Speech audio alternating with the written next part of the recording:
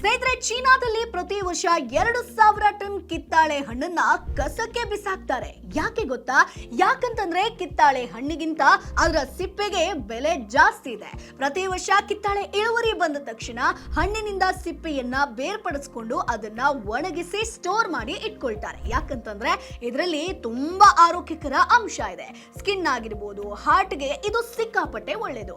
ಇದನ್ನ ಚೈನೀಸ್ ತಯಾರಿಸುವಂತ ಆಹಾರ ಖಾದ್ಯಗಳಲ್ಲಿ ಹೆಚ್ಚಾಗಿ ಬಳಸ್ತಾರೆ. ಯಾಕಂತಂದ್ರೆ ಇದು ವಿಶೇಷ ಫ್ಲೇವರ್ ಅನ್ನ ಕೊಡುತ್ತೆ.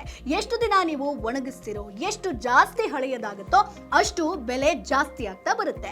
ಈ ಕಿತ್ತಾಳೆ ಸಿಪ್ಪೆಯಿಂದ ತಯಾರಾದಂತ ಪುಡಿಗೆ 200 ಗ್ರಾಮ್ಗೆ 1,700 ರಿಂದ 2,000 ತನಕ ಬೆಲೆ ಇದೆ.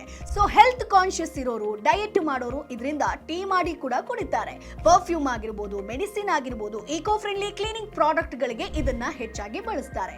ಸೊ ಕಿತ್ತಳೆ ಹಣ್ಣಿಗಿಂತ ಅದರ ಸಿಪ್ಪೆಗೆ ಬೆಲೆ ಜಾಸ್ತಿ. ಆದ್ರೆ ಎಲ್ಲ ಕಿತ್ತಳೆ ಹಣ್ಣಲ್ಲ, ಬದಲಾಗಿ ಟ್ಯಾಂಜರಿನ್ ಕಿತ್ತಳೆಗೆ ಮಾತ್ರ ಈ ರೀತಿಯಾಗಿ ಡಿಮಾಂಡ್ ಇರುವಂತದ್ದು.